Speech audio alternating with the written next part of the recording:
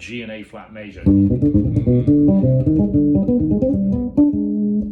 So this gives us this cool kind of Phrygian-esque major tonality in there. If we base it off the G, which is like the 5th step of C harmonic minor, right? So we get this sound. I was working with a student on triad pairs. Now, triad pairs, you take a pair of triads and you run them consecutively.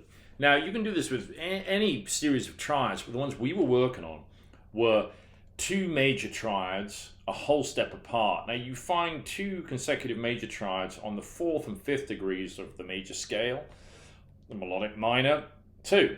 However, we then tweaked that, and let's say we're doing G and A major triads, right? Those are the 4th and 5th triads from D major, right? So if you play the scale of D major,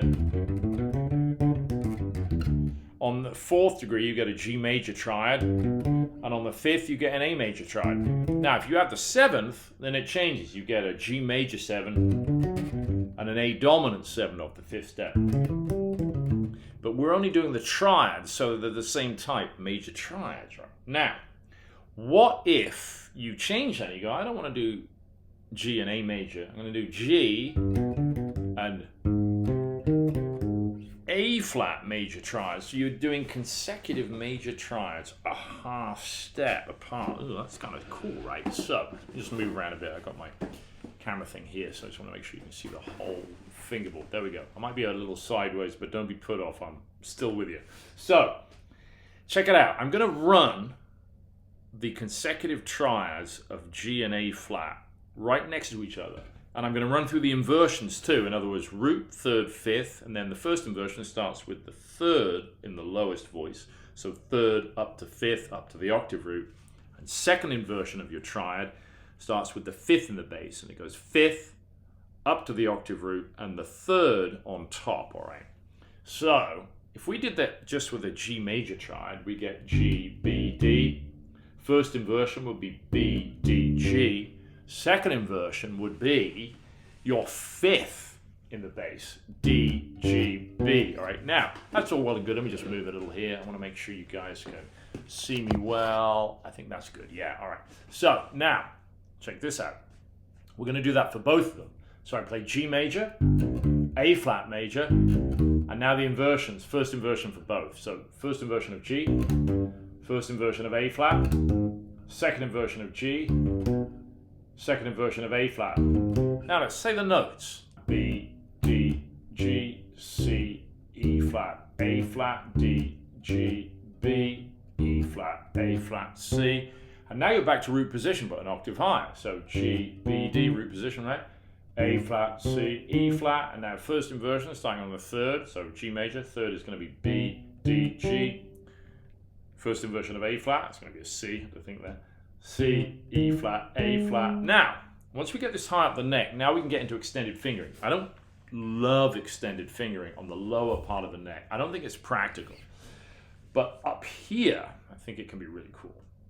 So, second inversion, instead of playing it like this, across 3 strings, I'm going to play it across 2. So I'm playing 5th, root, and the major 3rd there. So the root and the major 3rd on the same string. Now down here, that's a big old stretch, right? But here, it's pretty easy. So there's A flat in that second inversion, E flat, A flat, C, and then we're back to root position. And that's it. On my bass, on a jazz type bass, like my Moulin here, this only goes up to an E flat, all right? Let's try it all together.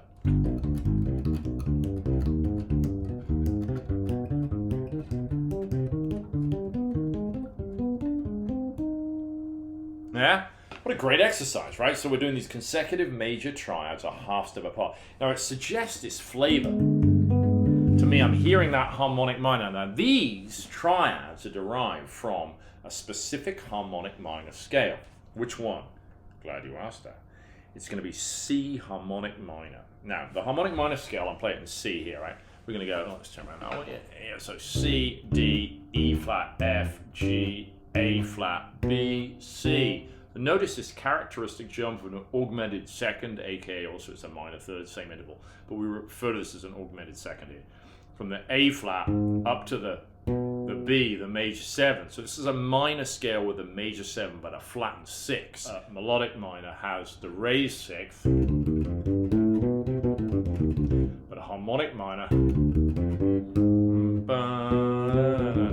has that sound. It's very cool, right? It's a very specific sound. Now, if we notice on the 5th degree of that C harmonic minor, we have a G major triad we can build, G, B, D, and off the flat 6, we have an A flat, C to E flat, we have an A flat major triad.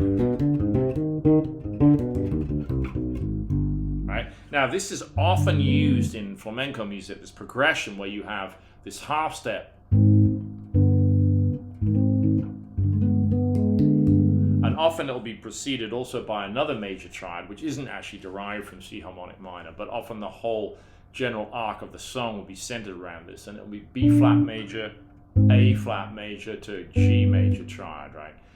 Chicora's La Fiesta features that tune, and a lot of flamenco progressions, you hear it in some of Paco de Lucia's compositions, have this movement, right? So we've got this, definitely suggests that. This also gives you this sound, check it out. It's like a G major with a flat 9 and A flat on top. It's a very cool sound, very beautiful actually. So this little lick I just played there might sound complicated, but it's really just based on an A flat triad and coming down a G like that, right? These two consecutive triads. Now I'll slow that down for you. 3 and 4 and.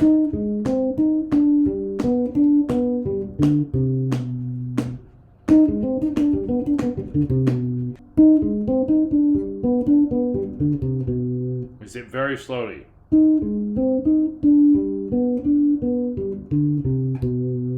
There it is. So I'm playing an A flat triad, and then that G major, and then coming down through the G major. Here's a 5th root, 3rd, 5th, and then 3rd root, 5th, and then the 4 to 3 of G, right?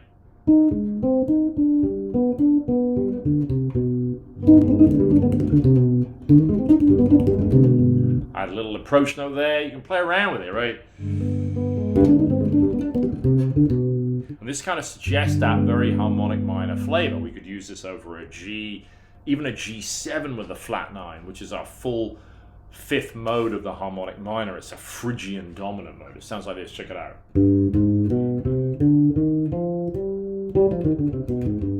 That gives us the arpeggio of a G dominant 7 with a flat 9 on top. So it's another option. Instead of using diminished harmony over a dominant with a flat 9, you can use harmonic minor, this 5th mode, this Phrygian dominant sound. Pretty cool. So if you get that G7 with a flat 9 in there, which doesn't sound so great on a 4 string, but let me just play it for you. Like that sound. There's my G and A flat major triad idea, right? I'm using it over a G dominant 7 with that flat 9. It's quite nice, isn't it? It's very different to the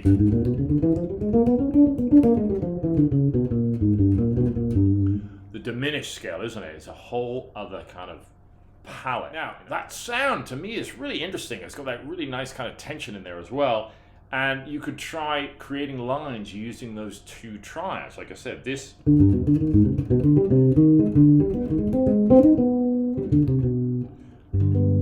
That's a line that would work perfectly over that G Phrygian major sound or a G dominant 7 with a flat 9. Alright, that's all just that mode of the C harmonic minor scale, right? Now, you could use this on any related chord from the harmonic minor scale. So from C harmonic minor, the second step of C harmonic minor gives you a D minor 7 flat 5. Right? A D half diminished 7, right? You get the D diminished triad, D, F, A flat, add the 7, you get a C. So if you've got that sound, you can still use these two triads, right?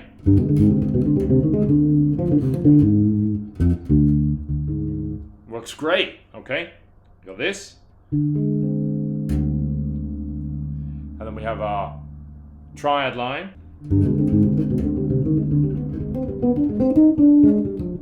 You see? It works too, because it's all derived from the same scale, C harmonic minor. So, there's a little taste of the harmonic minor. I thought it would be kind of interesting.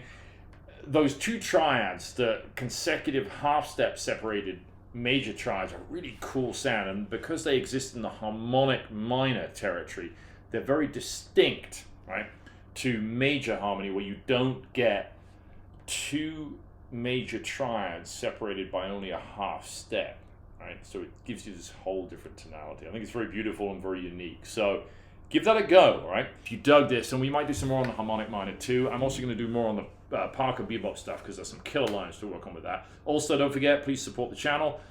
I have the Buy Me a Coffee link in the description below, and also my website. You can grab stuff from there, and also hit me up for bass lessons. The information, the email is below. And it's Christmas, so, you know, go check that website out. Go grab something, all right? And I will see you soon. I'll see you on the next one.